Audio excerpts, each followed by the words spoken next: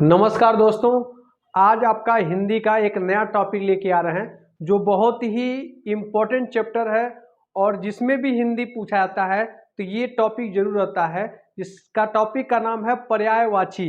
इसे समानार्थी भी बोलते हैं और यहाँ से समझिए आपके एग्जाम में 2 से 3 प्रश्न बनते हैं और सबसे बड़ी बात ये है कि इसको रटना पड़ता है। बल्कि मैं आपको एक ऐसा तरीका बताएंगे कि आपको रटना तो पड़ेगा, ये बहुत ही कम रटना पड़ेगा। अधिकांश कुछ टेक्निक के माध्यम से आपको याद हो जाएगा और कुछ ही शब्द आपको क्या करना होगा, याद करना होगा और थोड़ा सा उसको 1-2 बार लिखते हैं तो वो टॉपिक आपका कवर हो जाएगा। तो आज आपको हम इम्पोर्टेंट जो है पर्यायवाची पढ़ाएंगे और उन्हीं पे आधारित क्वेश्चन को भी कराएंगे। तो आज का जो क्लास बहुत ही शानदार, जानदार, जबरदस्त होने वाला है। तो इसी क्रम में हम चलते हैं कि कैसे पर्यायवाची को याद किया जाता है और कैसे दिमाग में रखा जाता है ताकि एग्जाम में हमारा क्वेश्चन सारा बन जाए। तो इसी क्रम में हम चलते हैं कि कैसे इसको याद करना है। तो यहाँ पे ध्यान देने वाली बात यह है, मैं आपके बोर्ड पे लिखा हूँ, यहाँ पे पानी, फिर बादल और कमल और समुद्र, इन्हीं 4 जो है शब्द का पर्यायवाची आज देखेंगे और इनको कैसे दिमाग में हमेशा के लिए रखना है यही आपको मैं आज सिखाऊंगा। तो इसमें देखिए पानी, पानी आपको देखिए कहने पर पहले थोड़ा समझ लेते हैं पर्यायवाची क्या होता है। तो पर्यायवाची को यदि आप समझेंगे तो कहने का मतलब कोई यदि शब्द है उसी के अर्थ में कोई अन्य शब्द आता है तो वह उसका क्या कहलाता है, पर्यायवाची कहलाता है। या इसी को हम क्या बोलते हैं, समानार्थी बोलते हैं। समानार्थी का मतलब होता है कि समान अर्थ वाले शब्द। तो जब भी समान अर्थ देने वाले शब्द होंगे तो वो उसके क्या कहलाएंगे, पर्यायवाची कहलाएंगे। और जिसमें से आपको समझेंगे कि आपको जो समान अर्थ वाले कौन कौन से शब्द होते हैं और किसके होते हैं, तो यही चीज हमें आज क्या करना है, सीखना है। जैसे पानी, पानी को आप जानते होंगे कि अलग अलग नामों से भी हम क्या करते हैं, जानते हैं। तो पानी को कोई क्या कहता है, तो पानी को कोई क्या कहता है कि जल भी बोलता है और सबको पता है कि पानी को हम क्या कहते हैं, जल कहते हैं। पानी को और क्या बोलते हैं, तो यहाँ पे देखेंगे पानी को हम जो है नीर बोलते हैं। और खास करके ट्रेन में जाएंगे तो वहां पे कहते हैं नीर ले लीजिए, नीर ले लीजिए। तो इस प्रकार से क्या करते हैं आपको देखने को मिलता होगा। तो ये जल और नीर हम किसको बोलते हैं, पानी को ही बोलते हैं। और क्या बोलते हैं, ये अम्बु, अम्बु जो है आपका जो है पानी को ही बोला जाता है। और फिर क्या होता है, वारी, वारी में वारी का मतलब भी क्या होता है, पानी ही होता है। और इसके बाद जो है वारी के बाद जो आपका जो शब्द आता है वो होता है आपका पयो। तो पयो का भी मतलब क्या होता है, ये पानी ही होता है। तो कुल मिला के आप क्या समझेंगे कि जल कहिए, नीर कहिए, अम्बु कहिए, वारी कहिए, पयो कहिए, ये सब सब किसका अर्थ देता है, तो पानी ही का होता है। तो इसलिए ये सब क्या है, पानी के पर्यायवाची हैं। तो इनको आपको 1-2 बार समझते हैं और जानते भी हैं आप लोग। इसमें कुछ ज्यादा आपको याद नहीं करना है, याद ही करने वाला होगा तो जल आपको पता ही है पहले से, नीर भी आप जानते ही होंगे, अम्बु और वारी और पयो बस ये दिमाग में रखना है। यदि ये दिमाग में रखते हैं पानी का पर्यायवाची तो ये 3 पर्यायवाची आपको कभी याद नहीं करना पड़ेगा। यदि पानी का पर्यायवाची आपका क्लियर है तो समझिए उसी से जो है आपके बन जाएगा आपका बादल का, फिर कमल का और समुद्र का। ये आपको 3 हमेशा के लिए तैयार हो जाएगा। तो पानी के लिए क्या करना है, जल और उसी को कहते हैं नीर, उसी को कहते हैं अम्बु, उसी को कहते हैं वारी, उसी को कहते हैं पयो। तो ये आप समझते हैं तो पानी का पर्यायवाची याद हो जाएगा। इसके अलावा जो पानी को हम क्या बोलते हैं, तो यहाँ पे बोर्ड पे लिखा गया है सलील बोलते हैं। और पानी को हम क्या बोलते हैं, जीवन बोलते हैं। तो हम कहते हैं जल ही जीवन है। इसीलिए कहते हैं कि यदि पानी ना हो तो जीवन संभव नहीं हो पाएगा। इसीलिए आपको जो जल का जो पर्यायवाची जीवन भी होता है और देखिए ये सलील भी होता है। आप जानते होंगे पानी का ऐसा गुण होता है कि कहीं पे यदि गिराएंगे वो सरलता से गिर जाता है। तो इसीलिए पानी का मतलब ये होता है कि जहां भी गिराएंगे अपना रास्ता बना लेता है, इसलिए वो सरलता होता है। इसलिए पानी का जो पर्यायवाची होता है वो सलील भी कहते हैं। तो इस तरह से आप इसको याद कर सकते हैं। अब ध्यान देने की बात यह है कि अब ये पानी के पर्यायवाची से हम बादल के पर्यायवाची को कैसे बनाएंगे और कैसे याद रखेंगे। तो एकदम आसान है। यदि आपका पानी का पर्यायवाची एकदम अच्छे से तैयार है तो समझिए बादल का पर्यायवाची आपको कभी भी याद नहीं करना पड़ेगा। और कैसे याद रखेंगे, तो यही समझना है कि अब देखिए बादल का मतलब समझना होगा कि बादल क्या होता है। और शायद आप लोग को बादल का मतलब पता होता है। बादल क्या होता है कि वही आपका जो पृथ्वी पे जो पानी होता है वो भाप बन के ऊपर जाता है, और वही भाप जो है फिर टेम्परेचर कम हो जाने के कारण जो है वो धीरे धीरे कण बन के एक बादल का निर्माण करता है। तो कुल मिला के जब बादल का निर्माण हो जाता है फिर वह बादल हमें पानी देता है, जिसे हम वर्षा कहते हैं। तो वर्षा के माध्यम से फिर पुनः पानी वह जो है पृथ्वी पे आ जाता है, और उसी को हम क्या कहते हैं, बादल कहते हैं। तो अब इसमें आपको समझना ये चीज है कि बादल का मतलब होता है पानी देना। अब देखिए पानी देना, तो इसमें दिमाग में क्या रखना है कि यदि कोई चीज देता है तो दो चीज बस इसमें ध्यान रखिएगा कि पानी जो देगा और यहाँ पे जो पानी जो रखा होगा, तो पानी देने वाला बादल ही होगा और पानी रखने वाला भी वो बादल होगा। तो यहाँ पे इसमें क्या होगा, जल के पर्यायवाची में धर और द जोड़ देंगे तो वो पर्यायवाची बन जाएगा बादल का। तो अब देखिए कैसे बनेगा बादल के पर्यायवाची, यहाँ पे समझते हैं। जैसे यहाँ पे जल है, अब जल कौन देगा, तो बादल देगा, और जानते हैं भी जल कौन देता है, बादल देता है। और जल को रखता कौन है, तो बादल रखेगा तभी तो देगा। अब यहाँ पे देखिए क्या हो गया, जलद बन गया और जलधर बन गया।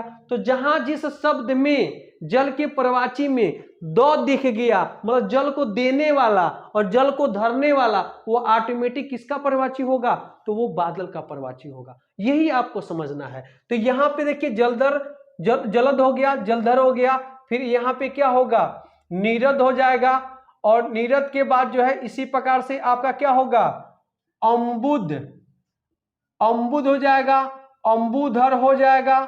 और यहां पे समझने वाली बात यह है, अम्बुद अम्बुधर हो जाएगा।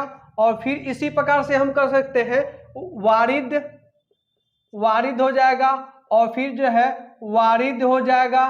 तो यहां पे वारिद हो जाएगा, और फिर क्या हो जाएगा, पयोध हो जाएगा, पयोध हो जाएगा, और पयोधर हो जाएगा। तो यहाँ पे आपको क्या करना है, आपको ज्यादा याद नहीं करना पड़ेगा। तो यहाँ पे देखिए आपके हमने क्या किया, जल के पर्यायवाची में द जोड़ दिया और धर जोड़ दिया, और उससे हमने क्या बना दिया, बादल का पर्यायवाची बना दिया। देखिए यहाँ पे द जोड़े हुए हैं, यहाँ पे धर जोड़े हुए हैं, फिर यहाँ पे द जोड़े हुए हैं, फिर यहाँ पे द जोड़े हुए हैं, यहाँ धर जुड़े हैं, फिर यहाँ द जोड़े हैं, यहाँ धर जोड़े हैं, यहाँ द जोड़े हैं, फिर धर जोड़े हैं। तो इस तरह से आपको बहुत सारे शब्द क्या हो गए, तैयार हो गए, और आपको तैयार भी नहीं करना पड़ेगा। तो कुल मिला के दिमाग में ये सेट रख लीजिए कि हमके जल के पर्यायवाची में द जोड़ना है और धर जोड़ना है। द क्यों जोड़ना है, क्योंकि पानी को देने वाला है, और धर को जोड़ना है क्योंकि पानी को वो क्या करता है, धरता है, इसीलिए हम धर जोड़ना है। तो यही दिमाग रखेंगे तो पानी से जो है हम बादल के पर्यायवाची को क्या कर सकते हैं, याद कर सकते हैं। अब इनके अलावा भी बहुत सारे ऐसे शब्द होते हैं जो बादल के पर्यायवाची होते हैं, जिसमें आपको लिखा हूं, जिसमें इसमें घन होता है। जैसे आपको क्या होते हैं कि जब आपको बादल होता है तो काफी घना होता है, तो इससे याद रखेंगे कि बादल क्या होता है, घना होता है, इसलिए घन किसका होगा, तो ये बादल का होगा। मेघ तो आपको पता ही होगा, आप देखते होंगे जब बरसात होता है तो मेघा क्या होते हैं, बाहर आ जाते हैं, और इससे पता चलता है कि बारिश होने वाला है। तो मेघ का मतलब बादल ही होता है। तो इस तरह से आप याद रखेंगे और हमेशा के लिए वो क्या रहेगा, याद होगा। अब देखिए अब्र, अब्र का मतलब आकाश होता है, और आकाश में ही आपका बादल का निर्माण होता है। तो इस तरह से आप याद कर सकते हैं। तो अब्र किसका है, बादल का है। अब इसमें आपको अलग से ये थोड़ा सा याद होगा, जीभूत, तो जीभूत भी किसका पर्यायवाची है, तो जीभूत भी आपका बादल का पर्यायवाची है। यही आपको दिमाग में क्या करना है, याद रखना है। अब देखिए जो आपको जो नीले मार्कर से लिखे हुए बस उन्हीं को थोड़ा सा याद करना है, जो ब्लैक मार्कर का प्रयोग कर रहे हैं उसको आपको दिमाग से बना के उसको याद रखना है। कभी ज्यादा आपको याद करने की उसमें जरूरत नहीं है। तो हम समझ चुके कि बादल का कैसे होगा। अब आते हैं कमल का। तो इसमें अब देखेंगे कमल का कैसे बनाएंगे। तो अब देखिए आप खुद जानते होंगे कि कमल कहाँ दिखता है आपको, कमल देखते होंगे तो जल में ही, कीचड़ में ही दिखता है। तो इसका मतलब कमल हमें कहाँ दिखेगा, तो किसी तालाब में दिखता है, मतलब किसी कीचड़ में दिखता है, किसी जल में दिखता है। तो इसका मतलब है कि जल में जन्म लेता है। एक प्रकार से जो कमल होता है वो कहाँ जन्म लेता है, वो आपको जल में लेता है। तो यदि पानी के पर्वाची में यदि हम क्या जोड़ दें, जौ जोड़ दें, तो वो किसका पर्वाची बन जाएगा, तो वो कमल का पर्वाची बन जाएगा। तो वही आपको दिमाग में रखना है। अब देखिए कैसे बनाएंगे कमल का पर्वाची, तो ये जल होता है और इसी जल में हम जौ जोड़ देंगे तो ये जलज हो जाएगा। तो जलज किसका पर्वाची है, तो कमल का पर्वाची है। तो यही समझना है, जल का मतलब होता है पानी और जौ का मतलब होता है जन्म लेने वाला। तो पानी में जन्म कौन लेता है, तो कमल लेता है। तो इसको क्या याद करना है, बस इसको दिमाग में रखेंगे, याद रहेगा। वही याद किया जाए तो जो थोड़ा सा अलग शब्द होता है, जो ऑलरेडी आप याद कर सकते हैं, उसको याद करने की कोई जरूरत नहीं है, बस समझने की जरूरत है और आपका प्रश्न ऑटोमेटिक बन जाएगा। अब देखिए जलज बन गया, उसी प्रकार से आप क्या कर सकते हैं, यहाँ पे नीरज कर सकते हैं। नीर माने पानी होता ही है और जौ का मतलब जन्म लेने वाला। तो पानी में जन्म कौन लेता है, तो कमल लेता है, जाहिर सी बात आपको पता है। यहाँ पे देखिए, यहाँ पे अब क्या कर सकते हैं, तो ये अंबुज हो जाएगा। फिर उसके बाद क्या हो सकता है, तो ये वारिज हो जाएगा। फिर उसके बाद क्या हो सकता है, ये पयोज हो जाएगा। तो ये किसका पर्वाची है, तो ये कमल का है। उसके बाद जानते होंगे पंख, पंख माने क्या होता है, पंख माने होता है कीचड़, और कीचड़ में जन्म कौन लेता है, तो कमल लेता है। तो पंकज भी किसका पर्वाची है, तो ये कमल का पर्वाची है। तो आपका जो कमल का पर्वाची बन गया, जलज हो गया, नीरज हो गया। तो देखिए यहाँ भी ज जुड़ा है, यहाँ भी जो, यहाँ भी जो, यहाँ भी जो, और यहाँ भी जो, और यहाँ भी जो। तो जौ का मतलब होता है कि पानी में जन्म लेने वाले को ही हम कमल कहते हैं। तो ये थोड़ा सा आपको समझने वाली बात है। और कमल के और भी पर्वाची होते हैं जो थोड़ा सा आपको दिमाग लगा के उसको याद करना होगा। जैसे यहाँ पे लिखे अरविंद, यदि किसी का अरविंद नाम है तो समझिए कि वो कमल है। तो कुल मिला के आपको यही समझना है, जहां अरविंद किसी का नाम है तो उनसे कह दिए क्या आप कमल हैं, तो वो बिल्कुल कहेंगे हम एक कमल हैं। उनको पता भी नहीं रहेगा कि मैं कमल हैं, क्योंकि अरविंद का मतलब ही क्या होता है, कमल होता है। तो जिनका अरविंद नाम है वो समझिए वो कमल हैं, और जिनका उत्पल नाम है वो भी समझिए वो कमल हैं। राजू, कहीं भी यदि किसी लड़के का नाम राजू है तो उनसे बोलिए कि आप कमल हैं। बात समझ रहे हैं, तो इस तरह समझेंगे तो आप क्या होगा, आपको कभी नहीं भूलेगा। उसी प्रकार से इंदवर हो गए, तो इंदवर भी हो गए तो ये भी कमल है। फिर आपका नलीन, ये आपका यदि कहीं नलीन है तो ये भी किसका पर्वाची है, तो कमल का पर्वाची है। सतदल, सतदल भी क्या है, ये सतदल का मतलब ये माना जाता है कि कमल में आपके जो दल होते हैं, फूल होते हैं, पंखुड़ियां होती हैं, उसमें 100 दल होते हैं। तो इसी आधार पे जो है ये सतदल किसका पर्वाची है, तो ये भी कमल का पर्वाची है। पुंडरीक, तो पुंडरीक का मतलब भी क्या होता है, कमल होता है। और तामरस का मतलब भी क्या होता है, कमल होता है। और सरसीज का मतलब, सरसीज का भी मतलब क्या होता है, कमल ही होता है। और पदम, आप लोग जानते होंगे पदम का मतलब क्या होता है, आपका कमल ही होता है। उसी बात से कंज हो गया, आपका शंख हो गया, जल जात, जल का जो जात होगा तो उसे कमल कहते हैं। तो कुल मिला के जो है नीले जो मार्कर से लिखे हैं, बस उन्हीं शब्दों को आपको एक दो बार क्या करना है, उसको लिख लिख कर तैयार करना है और आपको याद हो जाएगा। उसमें ज्यादा कुछ करना नहीं है। अरविंद, उत्पल, राजू, इंदवर, नलीन, सतदल, पुंडिकर, ताम्रस, सरसीज, पदम, और फिर कंज, शंख और जलजात। एक दो बार करेंगे तो आपको तैयार हो जाएगा। अब इसी क्रम में आते हैं समुद्र। तो समुद्र के पर्वाची में क्या करेंगे कि आपका जल, आपको पता है कि समुद्र में बहुत बड़ी मात्रा में आपका जल होता है। तो वहां पे जल के पर्वाची में यदि हम क्या जोड़ते हैं, नी जोड़ते हैं, सॉरी नी मतलब यदि जल के पर्वाची में धी जोड़ते हैं या निधि जोड़ते हैं तो वो ऑटोमेटिक किसका पर्वाची बन जाएगा, तो वो समुद्र का बन जाएगा। तो यदि जल के पर्वाची में आपका धी या निधि जोड़ देंगे तो वो समुद्र का पर्वाची बन जाएगा। अब कैसे बन जाएगा तो यही सीखेंगे। तो यहाँ पे जल है तो जल में क्या करेंगे, धी जोड़ देंगे तो जलधि। तो जलधि किसका पर्वाची है, तो समुद्र का। फिर उसके बाद जल में ही हम निधि जोड़ देंगे तब भी ये समुद्र का पर्वाची बन जाएगा, जल निधि। निधि का मतलब होता है खजाना। निधि का अर्थ क्या होता है, खजाना। और खजाना कहाँ होता है, तो आप जानते होंगे कि फिल्मों में दिखाया जाए सबसे अधिक जो खजाना होता है वो समुद्रों में होता है, तो इसलिए जल निधि हो गया। तो यहाँ पे यही समझना आपको। अब यहाँ पे नीर है तो आपका हो जाएगा निरधि, या आपका इसमें क्या कर देंगे, निधि जोड़ देंगे तो आपका बन जाएगा निरधि हो जाएगा। उसी प्रकार से अम्बु है, अम्बु में जोड़ेंगे आपका धी तो अम्बुधि हो जाएगा, और इसी में आप चाहेंगे तो निधि जोड़ सकते हैं तो अम्बु निधि हो जाएगा। तो आपको इसमें ज्यादा याद करने की जरूरत नहीं है। उसी प्रकार से वारिज में जोड़ेंगे तो ये हो जाएगा वारिधि, और इसी में होगा आपको कह सकते हैं वारी निधि। तो यहाँ पे निधि जोड़िए और या धी जोड़िए तो वो समुद्र का पर्वतवाची बन जाएगा। अब यहाँ पे क्या हो गया कि हम पयो होता है पानी, और पयो में धी जोड़ेंगे तो पयोधि बन जाएगा, और इसी प्रकार से हम पयो में यदि निधि जोड़ेंगे तो ये क्या हो जाएगा, ये आपका बन जाएगा आपका पयोनिधि। तो हम कह सकते हैं जल में धी जोड़िए तो जलधि हो जाएगा, और निधि जोड़ेंगे जलनिधि हो जाएगा। नीर में धी जोड़ेंगे तो निर्धि हो जाएगा या निर्निधि हो जाएगा। अम्बु में धी जोड़ेंगे तो अम्बुधि या अम्बुनिधि हो जाएगा। वारी में धी जोड़ेंगे तो वारिद या वारिद निधि हो जाएगा, और पयो में धी जोड़ेंगे तो पयोधि या पयोनिधि हो जाएगा। ये सब किसका पर्वतवाची है, तो ये सारा पर्वतवाची जो है समुद्र का होता है। इसके अलावा आपको क्या याद करना है, इसके अलावा आपको जो है 2-3 और आपकी जो शब्दावली होता है वो आपका जो है समुद्र का पर्वतवाची होता है। इसमें आपको याद रखना है आपका सागर, सागर भी किसका पर्वतवाची होता है, तो समुद्र, समुद्र को ही हम क्या बोलते हैं, सागर बोलते हैं। और क्या बोलते हैं, तो सिंधु, सिंधु का भी मतलब होता है सागर ही, तो सिंधु आए, सागर आए, ये सब समुद्र की पर्वतवाची हैं। इसके बाद जो होता है नदी धन ईश, नदियों, देखिए जितनी भी नदियां निकलती हैं वो किसी न किसी समुद्र में जाके गिरती हैं। तो नदी धन ईश, मतलब नदी के आपके पति कौन है, तो उसे बोलते हैं नदीश।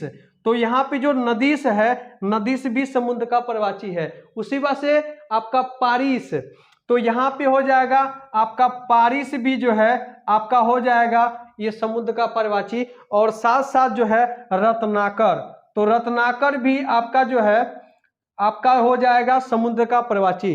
तो रत्नाकर पहले जो है, यदि आप जो है जीके जानते होंगे तो हिंद महासागर को हम पहले रत्नाकर ही कहते थे, क्योंकि वो भी एक प्रकार का समुद्र और सागर मानते हैं, और उसी समुद्र को हम क्या कहते हैं, रत्नाकर भी कहते हैं। तो पूछेगा एग्जाम में कि रत्नाकर किसका पर्वतवाची है, तो ये समुद्र का है। आपका जो है नदीश किसका पर्वतवाची है, तो समुद्र का है। सिंधु किसका पर्वतवाची है, तो ये समुद्र का है। और सागर किसका पर्वतवाची है, तो ये समुद्र का है। तो इस प्रकार से जो है हम पानी का यदि पर्वतवाची पता है तो हम बादल का बना सकते हैं, और फिर इन्हीं पानी से जो है कमल का बना सकते हैं, और इसी पानी के पर्वतवाची से हम समुद्र का पर्वतवाची बना सकते हैं। तो यदि हमें एक पर्वतवाची पता हो तो हम 3 पर्वतवाची बना सकते हैं, और ये चारों जो पर्वतवाची हैं बहुत ही इंपॉर्टेंट हैं, और यहाँ से क्वेश्चन हमेशा आपके एग्जाम में पूछा जाता है। और किस तरह से एग्जाम में क्वेश्चन आता है, किस प्रकार से बनता है, ये सारे क्वेश्चन इसी वीडियो में हम एक एक करके डिस्कशन करेंगे। अब आते हैं कि उन थ्योरी पे, अब देखते हैं क्वेश्चन कैसे बनता है। हम आपको जो है पानी का, फिर उसके बाद जो है बादल का, फिर उसके बाद आपका कमल का, फिर समुद्र का पर्वतवाची बताए कि कौन किसका पर्वतवाची होता है। अब उन पर्वतवाची पे ही जो है क्वेश्चन आपके एग्जाम में कैसे पूछे जाते हैं, इसको ध्यान में देखना है। तो क्वेश्चन नंबर 1 को देखते हैं। तो कह रहा कि कमल का पर्यायवाची शब्द कौन सा है, तो इन 4 शब्द में से एक आपका कमल का पर्यायवाची है। और आपको बताया था कि कमल है तो पानी में जन्म लेगा, तो जहां जन्म लिया वही कमल का होगा। तो पहले तो जौ को खोजिए, तो जौ कहाँ दिख रहा है, तो ये आपका ऑप्शन नंबर आपके डी में जौ दिख रहा है। तो यहाँ पे आपका क्या होता है, पयो का मतलब होता है पानी, और जौ का मतलब क्या होता है, जन्म लेने वाला। तो इसका मतलब ऑप्शन नंबर डी क्या होगा, सही हो जाएगा। उसके बाद देखिए ये दो का मतलब देने वाला, पानी को देने वाला कौन होता है, तो बादल। तो ये किसका पर्वतवाची है, तो ये बादल का है, और आपको जस्ट बताया था जो है। तो यहाँ पे देखिए धी का मतलब जल को जो है रखता कौन है बड़ी मात्रा में, तो समुद्र। तो ये किसका पर्वतवाची है, तो ये समुद्र का पर्वतवाची है। और धर, पानी को धरता कौन है, तो ये बादल रखता है। तो ये किसका पर्वतवाची है, तो बादल का पर्वतवाची है। तो इस तरह से आपको कोई भी पर्वतवाची याद नहीं करना पड़ेगा, और धीरे से आपको जो है ये दिमाग में रखेंगे तो ये क्वेश्चन आपको बना लेंगे आसानी से। इसी प्रकार से अगले प्रश्न को देखेंगे। तो पूछ रहा है सलील किसका पर्यायवाची शब्द है, तो बताए थे सलील का मतलब सरल। तो सरल कौन होता है? पानी। पानी जहां पे गिरेंगे सरलता से वो अपना रास्ता बना लेता है। तो सलील किसका है? तो ये आपका जल का पर्वाची होता है। तो आपको बताए थे, तो इसलिए ऑप्शन नंबर बी इसमें क्या होगा? सही आंसर होगा। इसी क्रम में तीसरे प्रश्न को देखेंगे तो यहाँ लिखा हुआ है अंबु किसका पर्वाची है? तो अंबु भी किसका पर्वाची होता है? तो जल का ही पर्वाची होता है। तो यहाँ पे आपका ऑप्शन नंबर क्या होगा? सी सही आंसर होगा। अब इसी प्रकार से जो चौथे प्रश्न को देखेंगे तो दिए गए शब्द के समानार्थी, तो कहीं कहीं क्या होगा? पर्यायवाची शब्द न देकर आपको देगा समानार्थी। तो समानार्थी कहे, पर्यायवाची कहे, तो दोनों एक ही शब्द होता है और दोनों का अर्थ वही होता है। तो इसमें आपको पूछ रहा है कमल, तो पूछ रहा है कमल का पर्वाची कौन सा होता है? तो कमल का पर्वाची इसमें दिया है अरविंद, रत्नाकर, जलद और अंबु। तो यहाँ पे देखेंगे तो यहाँ पे आपका ऑप्शन नंबर ए अरविंद बताए थे। जहां पे भी आपको अरविंद दिखे तो कह देना है कि आप कमल हैं। तो इसका मतलब अरविंद हो जाए, उत्पल हो जाए, राजी हो जाए, इंदिवर हो जाए, पुंडरीक हो जाए, तो ये सब किसके पर्वाची हैं? तो ये कमल के पर्वाची हैं। अब देखिए जल को कौन देता है? तो ये बादल देता है, तो इसलिए बादल का पर्वाची है। रत्नाकर किसका पर्वाची है? तो आपको पता है रत्नाकर आपका समुद्र का पर्वाची है। उसी प्रकार से अंबुज किसका पर्वाची है? तो जस्ट बताएं कि अंबुज किसका है? जल का पर्वाची है। तो अब आते हैं इसी क्रम में अगले प्रश्न पर। अगला प्रश्न कह रहा है कि नलिन किसका पर्वाची है? अब देखिए नलिन कोई याद नहीं करता है कि नलिन क्या होता है। और ये नलिन आपको जो है, यदि आपको जस्ट इसके पहले आप देखे होंगे तो ये कमल का पर्वाची होता है। तो आपको अधिकांश सबको ये पता है कि कमल का पर्वाची ये होता है, बाकी ये नहीं पूछता कि नलिन का पर्वाची क्या होता है। तो ये थोड़ा सा आपको ध्यान वाली बात है। तो इस तरह से भी आपके एग्जाम में क्वेश्चन बनते हैं। तो नलिन किस का पर्वाची है? तो ये कमल का पर्वाची होता है। तो ये आपको ध्यान रखना है। तो जब भी आ जाएगा तो नलिन किसका पर्वाची है? तो वो कमल का है। तो यहाँ पे ऑप्शन नंबर जो सी है वो सही है। इसी प्रकार से देखिए जलनिधि, तो जलनिधि किसका पर्वाची शब्द है? तो जलनिधि, जल का जो खजाना, जल में खजाना कहाँ मिलता है? तो समुद्र में मिलता है। तो ये किसका होगा? समुद्र तो ऑप्शन में नहीं है। समुद्र को और क्या कहते हैं? और सागर कहते हैं। तो ये आपका जलनिधि किसका पर्वाची है? तो सागर का है। ये बादल का नहीं होगा, ये अंबुज का भी नहीं होगा, ये तालाब का भी नहीं होगा। इसी क्रम में हम आते हैं अगले प्रश्न पे। तो पर्यायवाची शब्दों का कौन सा समूह सही नहीं है? तो इसमें कौन सा समूह जो है सही नहीं है पर्यायवाची के दृष्टिकोण से? पर्यायवाची का मतलब होता है कि समान अर्थ वाले शब्द। देखिए इसमें कौन कौन से जो है आपके ऑप्शन समान अर्थ है। यदि समान अर्थ है तो वो पर्यायवाची है, यदि समान अर्थ नहीं है तो वो पर्यायवाची या समानार्थी शब्द नहीं होंगे। पाठशाला, जहाँ पे क्या होता है, मतलब जहाँ पे आपका विद्यालय, चाहे जहाँ पे बच्चे पढ़ते हैं उसे क्या कहते हैं? पाठशाला, विद्यालय, स्कूल। ये तीनों जो शब्द हैं वो आपस में समान अर्थ रख रहे हैं, तो ये आपके पर्यायवाची होंगे। फिर आपका देखिए पहाड़, पर्वत और पुस्तक। देखिए पहाड़ और पर्वत और पुस्तक। अब देखिए पुस्तक ऐसा शब्द है, क्या वो पहाड़ के अर्थ में दे सकता है क्या? तो नहीं। तो इसीलिए ऑप्शन नंबर आपका जो बी होगा वो अब इसका जो है सही आंसर होगा। यही ऐसा एक समूह है जो ये पर्यायवाची नहीं है। बाकी नारी हो गया, महिला हो गया, औरत हो गया, तो ये आपके क्या हैं? समानार्थी हैं। उसी पर से आग, आग को कोई अग्नि कहता है, कोई अनल कहता है, तो ये भी आपस में क्या है? ये आग के पर्यायवाची हैं। उसी क्रम में अगले प्रश्न को देखेंगे, बादल के पर्यायवाची शब्द का चयन करें। तो बादल का इसमें से कौन सा ऐसा शब्द है जो इसका पर्यायवाची है? तो यहाँ पे घर, तो घर तो कभी हो नहीं सकता।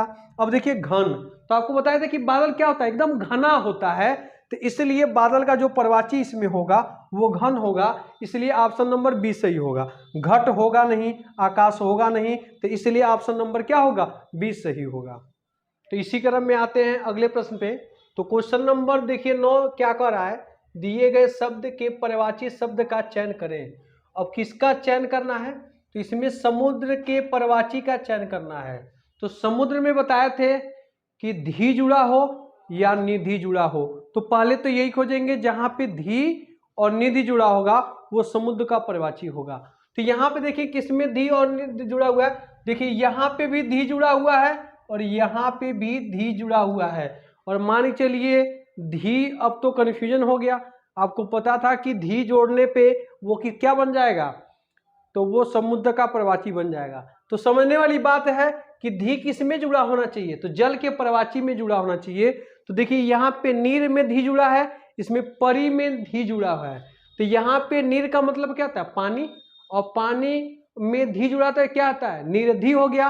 तो ये आपका क्या है, समुद्र का प्रवाची है। और ये परिध जानते होंगे, वृत्त पढ़े होंगे, तो ये पूरा जो लंबाई होता है इसी को क्या बोलते हैं, परिध बोलते हैं। तो ये आपका जो है ऑप्शन नंबर डी कभी भी जो है ये आपका समुद्र का प्रवाची नहीं हो पाएगा। इसी क्रम में देंगे मेघ, तो मेघ बताया था ये किसका प्रवाची होता है, तो बादल। तो बादल को हम मेघ भी कहते हैं, घन भी बोलते हैं। आपका क्या है, जो जल के प्रवाची होते हैं उसमें द जोड़ देंगे तो वो सबका क्या होगा, बादल का प्रवाची होगा। अब आते हैं राजीव। राजीव किसका प्रवाची होता है, तो ये कमल का होता है। राजीव हो गया, अरविंद हो गया, उत्पल हो गया, इंदिवर हो गया, पुंडरीक हो गया, ये सब के सब क्या हैं, कमल के प्रवाची हैं। तो अब आते हैं इसी क्रम में 10वें प्रश्न पे, दिए गए शब्द के प्रवाची शब्द का चयन करें। तो अब इसमें किसका प्रवाची पूछ रहा है, तो बादल का। तो यहाँ पे बादल का आपको बताए थे कि बादल में आपको द या आपका धर जुड़ा हो वो बादल का प्रवाची होता है। तो इसमें देखिए कहाँ पे द या धर जुड़ा कहीं है, तो यहाँ पे देखिए यहाँ पे धर जुड़ा हो, तो किस में जुड़ा हो, जल के प्रवाची में। तो पयोदर क्या होता है, ये बादल का प्रवाची होता है। तो आपको ज्यादा दिमाग नहीं लगाना है, जहां पे द जुड़ा हो पानी के प्रवाची में या धर जुड़ा हो वो बादल का प्रवाची होता है। अब आता है जैसे पवन, तो पवन का मतलब क्या होता है, आपका हवा। तो जो पवन जो है हवा का प्रवाची है। अब इसी प्रकार से क्या होगा, जैसे अनिल, अनिल भी किसका प्रवाची है, तो ये हवा का है। तो इस प्रकार समझ सकते हैं। अब आता है नीरज, तो देखिए बता दें जहां पे जल में ज जुड़ा होगा वो किसका प्रवाची हो जाएगा, तो वो कमल का हो जाएगा। उसी प्रकार से ताम्रस, तो ताम्रस किसका प्रवाची है, ये भी कमल का प्रवाची है। तो आपको ये पता होना चाहिए। अब देखिए क्वेश्चन नंबर 11 देखिए क्या कर रहा है, तो कभी कभी इस तरह से भी क्वेश्चन आ जाता है मिलाने वाला। तो इसमें दिया है सूची 1 और सूची 2 दिया है, इसमें क ख ग करके 1 2 3 करके दिया है, इसमें मिलाना है। अब देखिए जहां पे ज का मतलब जन्म लेने वाला, तो बताइए जल में जन्म कौन लेता है, तो ये आपका होता है कमल। अब देखिए जहां भी कमल है उसको मिला देंगे, तो इसका किस में मिला देंगे, दूसरे में। फिर आपका द, जल को कौन देता है, तो ये किसका प्रवाची है, तो बादल का, तो ये मिला देंगे बादल पे। उसी प्रकार से धी, जल को बहुत बड़ा मात्रा में रखता कौन है, तो वो समुद्र रखता है, तो यहाँ पे मिला देंगे सीधा सीधा। अब देखिए यहाँ पे आपका इसका जो आंसर होगा पहले का दूसरे से, तो पहले का दूसरा यहाँ पे क्या, यहाँ पे दूसरा है, और फिर दूसरे का पहले से, तो यहाँ पे दूसरे का जो है पहला है, और तीसरा तीसरे मिला है, तो गौ तीसरे मिला है, तो इसलिए ऑप्शन नंबर क्या सही है, तो इसमें ऑप्शन नंबर 20 सही होगा। तो इस तरह से मिलाने के लिए भी कभी कभी आपके एग्जाम में क्वेश्चन बन जाते हैं। इसी क्वेश्चन में 12 नंबर पे चलते हैं, कौन सा शब्द कमल का प्रवाची नहीं है। अब देखिए ये क्वेश्चन जो है आपको लग रहा होगा कि बहुत आसान है, भाई एग्जाम में गलती बहुत ज्यादा होता है, क्योंकि यहाँ पे शब्द को यदि क्वेश्चन को ध्यान पूर्वक यदि नहीं पढ़ेंगे तो क्वेश्चन गलत हो जाएगा। यहाँ लिखा हुआ है कौन सा शब्द कमल का प्रवाची नहीं है, और आपके दिमाग में चलेगा है, तो इसलिए प्रश्न क्या होगा, गलत हो जाएगा। तो इसीलिए एग्जाम में आप क्वेश्चन को भली भांति पढ़िएगा कि वो है कि नहीं है। तो यहाँ पे पूछा नहीं, तो कभी कभी एग्जाम में नहीं दिमाग में आता है, इसीलिए प्रश्न क्या हो जाता है, गलत हो जाता है। तो अब देखिए इसमें कह रहा कि कमल का प्रवाची नहीं है, तो इसका मतलब 3 इसमें कमल का प्रवाची होगा, और एक ऑप्शन ऐसा ऑप्शन होगा जो कमल का प्रवाची नहीं होगा। अब देखिए पंकज, ये कमल का प्रवाची होता है। अंबुज, ये भी आपका जो है कमल का प्रवाची होता है। और ये पदम, तो ये भी कमल का प्रवाची होता है। तो इसके में कह सकते हैं कि यहाँ पे पंकज, अंबुज और पदम जो है ये कमल के प्रवाची होते हैं। और यहाँ पे देखिए वारिद, यहाँ पे द का मतलब पानी को देने वाला, तो पानी को कौन देता है, तो आपको बताया थे कि बादल, तो ये बादल का प्रवाची है, तो ये आपका कमल का प्रवाची नहीं हो सकता है। तो यही ध्यान में रखना है कि कैसे आपको बनाना है, और इसी तरह से आप बनाएंगे। अब आते हैं इसी क्रम में अगले प्रश्न पर। तो अगला प्रश्न कह रहा है कि निम्नलिखित कथनों पर विचार कीजिए और सही उत्तर दीजिए। तो यहाँ पे कथन दिया हुआ है 1 2 3 करके, इन कथनों को ध्यानपूर्वक पढ़ेंगे और देखेंगे कौन सा इसमें कथन सही है, उसी हिसाब से क्या करेंगे, ऑप्शन को टिक करेंगे। तो पहला कथन कर रहा है कि हिंदी के पर्यायवाची शब्द संस्कृत के तद्भव शब्द हैं। तो इसका मतलब ये आपके पहले कथन में कह रहा है कि जो आपके हिंदी में जो पर्यायवाची शब्द हैं वो संस्कृत के तद्भव शब्द हैं। तद्भव का मतलब हिंदी। अब आते हैं दूसरे आपके कथन पे जाते हैं। दूसरा कथन कर रहा है कि पर्यायवाची शब्द को प्रतिशब्द भी कहते हैं। तीसरा कह रहा है जिन शब्दों के अर्थ में समानता हो उन्हें पर्यायवाची शब्द कहते हैं। तो परिभाषा बताया था कि समान अर्थ वाले शब्द को ही पर्यायवाची कहते हैं। तो ये तो आपका तीसरा तो बिल्कुल सही होगा। अब ध्यान देना है कि पहले और दूसरे में कि पहला सही है, दूसरा सही है कि तीनों सही है, तो यही आपको ध्यान में देना है। तो पर्यायवाची शब्द को हम प्रतिशब्द भी कहते हैं। तो पर्यायवाची कहिए या प्रतिशब्द कहिए या आपका समानार्थी कहिए, ये तीनों एक ही चीज है, इसलिए आपका दूसरा भी क्या है, सही है। हिंदी के पर्यायवाची संस्कृत के तद्भव शब्द है, तो ये बिल्कुल गलत है। तो ये आपके जो हिंदी में पर्यायवाची शब्द हैं वो केवल तद्भव नहीं है, वो संस्कृत के भी हैं। तो इसलिए पहला जो कथन होगा वो सही नहीं होगा, इसलिए आपका कथन 2 और 3 सही होगा। अब देखिए किस ऑप्शन में कथन 2 और 3 को सही माना है। तो देखेंगे ऑप्शन नंबर जो डी है इसमें कथन 2 और 3 को माना है, तो इसीलिए इसका जो आंसर होगा वो डी सही होगा। इसी क्रम में देखेंगे बादल का पर्यायवाची नहीं है। तो ये ध्यान देंगे इसमें कौन सा जो है, ये 4 शब्द में से कौन सा बादल का पर्यायवाची नहीं है। और बादल में बताए थे कि आपको ध्यान देना है जहाँ पे आपको द और फिर आपका धर लगा हो वो बादल का ही पर्यायवाची होता है, उसके अलावा कोई भी बादल का पर्यायवाची उसके अंतर्गत जैसे नहीं आता है। तो यहाँ पे देखिए द है तो ये बादल का पर्यायवाची होगा, यहाँ पे धर लगा हुआ है तो ये भी बादल का पर्यायवाची होगा, यहाँ पे द लगा हुआ है तो ये भी बादल का पर्यायवाची होगा। बाकी यहाँ पे देखिए लगा हुआ है धी, तो धी का मतलब क्या होता है, जो आपको जो है क्या बोलते हैं, जल को बड़े पैमाने पे धारण किया हो, जैसे आपका समुद्र। तो ये जो तयोधी होता है ये समुद्र का पर्यायवाची होता है, तो यही आपका बादल का पर्यायवाची नहीं है। तो इसीलिए इसका जो आंसर होगा वो ऑप्शन नंबर डी सही होगा। इसी क्रम में आते हैं लास्ट प्रश्न पे, जो है निम्नलिखित में से कौन सा शब्द कमल का पर्यायवाची नहीं है। तो इसमें भी आपको बताना है कि 4 शब्द में से 3 ऐसे शब्द हैं जो कमल के पर्यायवाची होते हैं, और इसमें चौथा एक ऐसा ऑप्शन होगा जो कमल का पर्यायवाची नहीं होगा। तो यही आपको ध्यान देना है कि कौन कौन से शब्द जो है यहाँ पे कमल के पर्यायवाची हैं। तो सरोज, तो यहाँ पे क्या है कि सरोज भी आपका क्या है, सर धन ज का मतलब होता है सरोज। सर का मतलब होता है तालाब, और तालाब में जो जन्म लेता है उसी को कमल कहते हैं। तो सरोज आपका कमल का पर्यायवाची है। शतदल, बताए थे कि कमल में शतदल होते हैं, मतलब 100 दल होते हैं, इसलिए ये भी कमल का क्या है, पर्यायवाची है। उसी प्रकार से सरसीज, ये सरसीज भी जो है आपके कमल के पर्यायवाची हैं। अब आता अमी, अमी जो है कमल के पर्यायवाची नहीं है, तो इसीलिए आपका क्या है, यही आपका ऑप्शन नंबर क्या होगा, सही होगा। अब आता है अमी किसका पर्यायवाची है, तो अमी जो आपका जो पर्यायवाची है वो अमृत का होता है। और अमृत को और क्या करते हैं, तो हम अमृत को पीयूष भी बोलते हैं, और इसके अलावा हम क्या बोलते हैं, सुधा भी बोलते हैं। तो यहाँ पे जो है आपको समझना है कि अमी किसका पर्यायवाची है, तो अमी अमृत का पर्यायवाची है, और इसी को हम पीयूष भी बोलते हैं और सुधा भी बोलते हैं, और भी इनके अन्य पर्यायवाची होते हैं।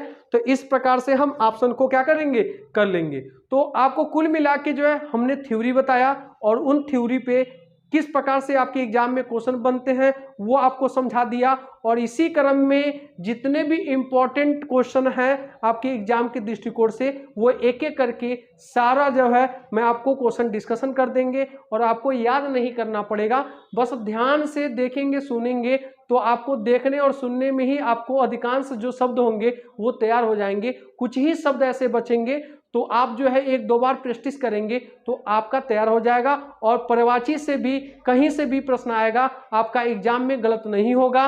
केवल आप लोग इसी से निरंतर लगे रहिए और आपको अभ्यास करते रहिए। मैं आशा दिलाता हूं कि हिंदी में कहीं से भी यदि आपका प्रश्न आएगा तो 100% बनाएंगे, और इसमें हिंदी का कंप्लीट सिलेबस कंप्लीट किया जाएगा। पहले एसएससी जीडी का पूरा सिलेबस कंप्लीट किया जाएगा, फिर उसके बाद सारे एग्जाम के जो है हिंदी में जो एक क्वेश्चन बनते हैं वो सारे चैप्टर एक एक करके जो है कंप्लीट किया जाएगा। और इन्हीं बातों को लेकर हम विराम करते हैं। जय हिंद।